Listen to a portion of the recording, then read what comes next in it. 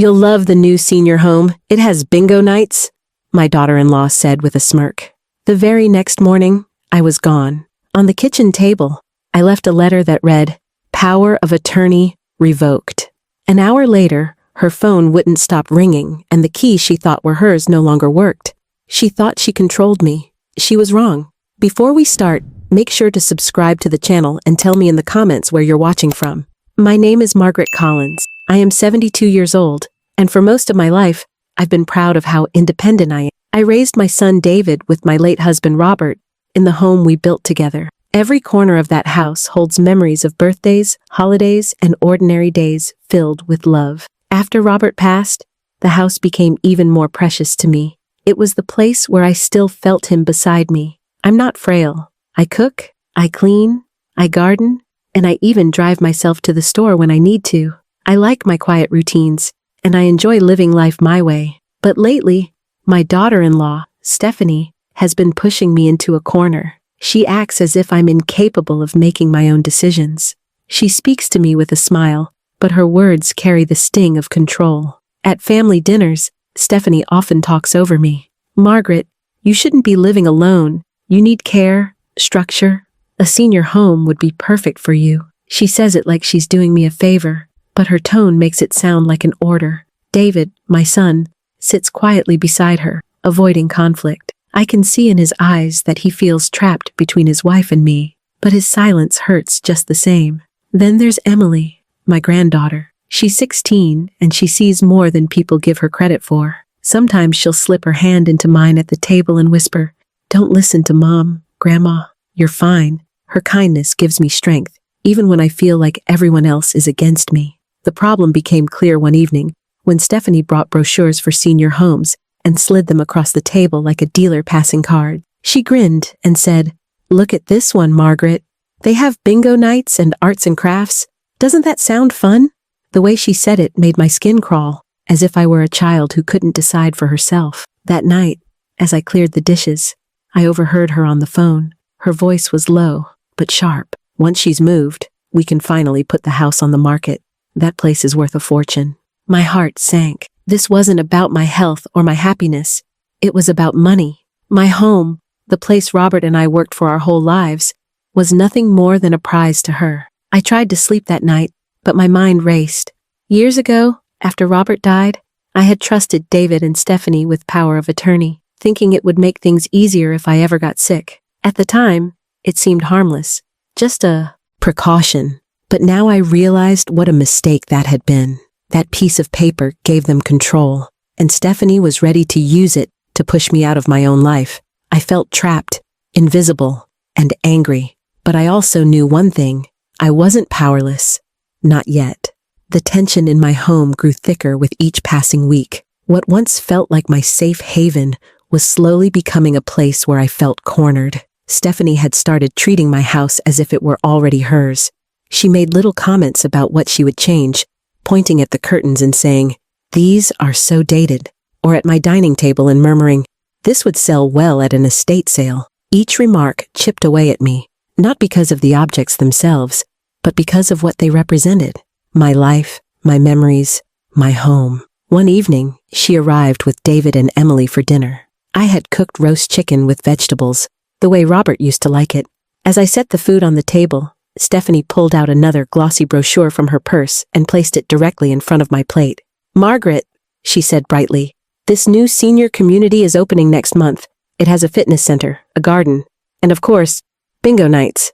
I think you'd love it there." I looked down at the brochure and then back at her, trying to find the words. My fork hovered above my plate, my appetite gone. "Stephanie," I said quietly, "I like living here. This is my home. I don't need a senior community." Her smile tightened. "But Margaret, you're 72. You shouldn't be alone in a house this size. Think about how much easier it will be when someone else does the cooking, the cleaning, everything. You'll be safe and cared for." David cleared his throat, shifting uncomfortably, but he didn't say anything. His silence hurt more than Stephanie's words. Emily, sitting beside me, whispered, "Grandma's fine, Mom." But Stephanie ignored her and continued, "It's really for the best. We'll handle everything. You won't have to worry about your bills or this old house." I felt heat rise in my chest. My house, my bills, my life. The way she spoke, it was as though I no longer had a say in anything. I tried to stay calm, but inside I was crumbling. Later that night, after they left, I found myself pacing the living room. My eyes fell on the photographs along the mantel, pictures of Robert holding David as a baby, of our family on vacations, of Emily's first birthday party. Every picture was tied to this house. It wasn't just walls and furniture. It was where Robert and I had built our lives together. The thought of being pushed out of it, like I was nothing more than an inconvenience, made me sick to my stomach. The breaking point came a few days later. Stephanie showed up unannounced one morning, her tone sharp and decisive. "Margaret," she said, "I've spoken to the director at Green Pines Senior Living. They have a room ready for you. You'll need to start packing a few essentials. But don't worry, we'll take care of the rest." I froze. "A room ready?" I asked, my voice shaking. "You already arranged this without asking me?" She waved her hand dismissively. "We know what's best for you. You'll thank us once you're settled." Anger surged inside me, stronger than the fear. I finally saw it clearly. Stephanie didn't want me safe or cared for. She wanted me out of the way. And with power of attorney in her hands, she could push me into whatever she wanted. She thought I was too old, too weak, too dependent to fight back. That night, I sat in my bedroom staring at the paperwork I had signed years earlier, the one giving David and Stephanie authority over my finances and health decisions. Back then, I thought I was being practical. I trusted them. I never imagined they would use it against me. My hands trembled as I held the folder, but my mind was sharper than it had been in years. I knew I had made a mistake, but mistakes can be fixed. For hours, I lay awake thinking about what to do.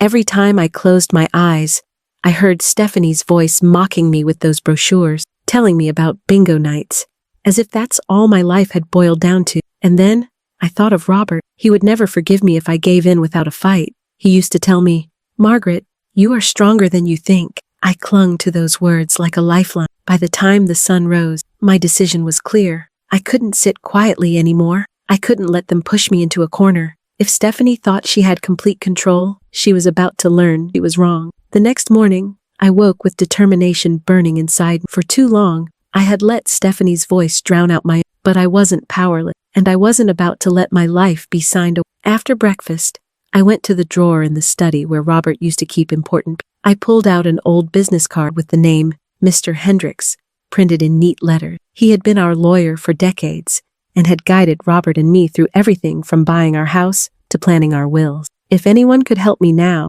it was him. My hands shook a little as I dialed the number. When he answered, his voice was warm but professional. "Mrs. Collins, how can I help you today?" I took a deep breath. "Mr. Hendricks, I need to revoke the power of attorney I gave my son and daughter-in-law. It's being used against me." There was a pause, and then his tone grew firm. "I understand. You still have every right to revoke it as long as you're of sound mind, and I can already tell you all. Come into my office today, and we'll get this sorted." Relief washed over me. For the first time in months, I felt like I had an ally. I dressed neatly, grabbed my purse, and drove myself to his office. Sitting across from him, I explained everything. Stephanie's brochures, her comments, the phone call I overheard about selling my house. Mr. Hendricks listened carefully, nodding as I spoke. When I finished, he slid a stack of papers across the desk. "This is a formal revocation of the power of attorney," he explained. "Once you sign this, they no longer have authority over your finances or healthcare decisions. I'll notify the banks, the county office, and anyone else necessary. We'll also put protections in place so they can't act on anything they've already tried to push through." My eyes blurred with tears as I picked up the pen. The weight of fear I'd been carrying for months felt like it was lifting, inch by inch, with every stroke of ink. When I signed my name, I felt like I was reclaiming more than just my legal rights. I was reclaiming my voice. Mr. Hendricks wasn't finished. "Do you want to change the locks on your home as well?" he asked gently. "It's wise, given the situation." "Yes," I said without hesitation. "I don't want Stephanie walking into my home like she owns it anymore." He arranged for a locksmith that very afternoon. By the time I returned home, the locks were changed, my accounts were secured, and every legal document was updated to reflect that Stephanie and David no longer had control over me. It felt like closing a door they had no right to open. That evening, I sat at my kitchen table with a blank sheet of paper in front of me. I wanted my message to be simple, clear, and impossible to ignore. Slowly, I wrote the words. Power of attorney, revoked. My life is mine to live. Stop treating me like I'm already gone. I signed it and left the note squarely in the middle of the table where Stephanie was sure to see it. Beside it, I placed the extra set of house keys they had been using, knowing full well those keys no longer fit the locks. Before dawn the next day, I packed a small bag and left quietly. I wasn't running away out of fear. I was moving out of reach so they couldn't corner me with pressure or lies. A friend of mine, Carol, had offered me her guest room while everything settled. As I closed the door behind me, I looked around my home one last time and whispered, "This is still mine? You'll never take it from me." Driving away, I felt an odd mix of sadness and strength. Sadness because it had come to this, that my own family had pushed me so far. Strength because I finally had the courage to stand up for myself. For years, I had been quiet, trying to keep peace, but peace bought with silence is no peace at all. As I arrived at Carol's house, my phone buzzed.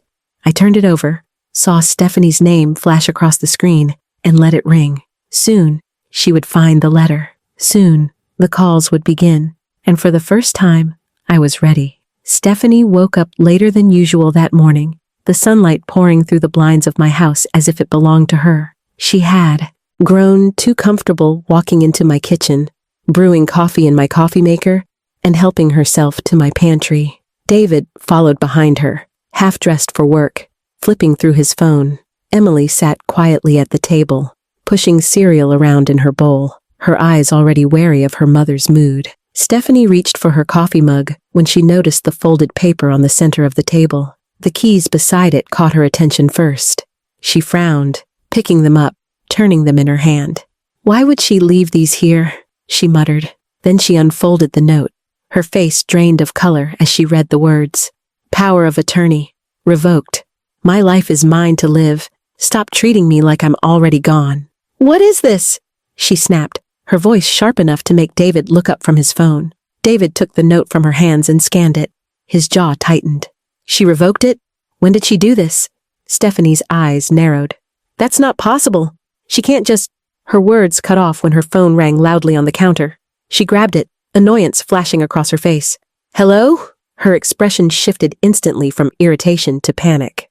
It was the bank. They informed her that her access to my accounts had been removed. When she tried to argue, they calmly explained that legal documents had been filed revoking her authority. Before she could finish the call, another one came in, this time from the insurance office, then another from the utilities company. One by one, every place she thought she had control over was slipping away. Her phone wouldn't stop buzzing, each call another reminder that her grip on my life had been severed. Emily looked up from her cereal and said softly, "Grandma must have gone to the lawyer." Stephanie slammed her phone down on the table, glaring at her daughter. "Don't be ridiculous. She wouldn't have the sense to do that." But she was wrong. I had done exactly that. Determined to prove she was still in control, Stephanie grabbed the keys and marched to the front door. She shoved one into the lock, twisted it hard, and froze when it didn't budge. She tried another key, then another, her face turning red with frustration. None of them worked. The locks had been changed. David stood behind her, his voice low. "She planned this. She's not here." Stephanie spun around, her eyes blazing. "She can't do this to us. That house, that money, it was supposed to be ours." Emily's voice cut through the room, steady and quiet. "No, Mom, it was never yours. It's Grandma's. Always was." Stephanie's hands trembled as she dropped the useless keys onto the floor. Her confidence, the smug control she had carried for months, crumbled in an instant. She paced the living room, muttering angrily, while David sank into a chair, rubbing his temple. He didn't look angry. He looked ashamed. A few minutes later, Stephanie's phone buzzed again. This time, it was from Mr. Hendricks's office. When she answered, the lawyer's calm voice confirmed what she already feared. The revocation of power of attorney was official, and any further attempts to act on my behalf would be considered fraud. Her voice cracked with fury. "She can't just vanish and take everything back." Mr. Hendricks's tone remained calm but firm. "Mrs. Collins has every right to control her own life and property. She has chosen to revoke your authority. There is nothing more to discuss." The call ended. Stephanie stood frozen in the middle of my living room, phone still in her hand, staring at the note on the table as if it had personally betrayed her. At that exact moment, David's phone buzzed. He answered quietly, then looked over at his wife. "It's Mom." Stephanie snatched the phone from him and pressed it to her ear. "Margaret, what is this? Where are you?" My voice was steady, calm, and more certain than it had been in years. "I'm somewhere safe, Stephanie. Somewhere you can't reach me. I've taken back my life. You no longer have any authority over me. Not my house, not my accounts, not my decisions. It's over," she stammered, trying to regain her footing. "You don't understand. We were only trying to help. You can't just—" I interrupted firmly. "No, Stephanie, you weren't helping.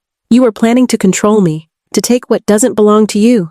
You treated me like I was already gone. Well, I'm not gone. I am very much alive, and I will not let you decide my future." Before she could respond, I ended the call. The silence that followed must have been deafening on end.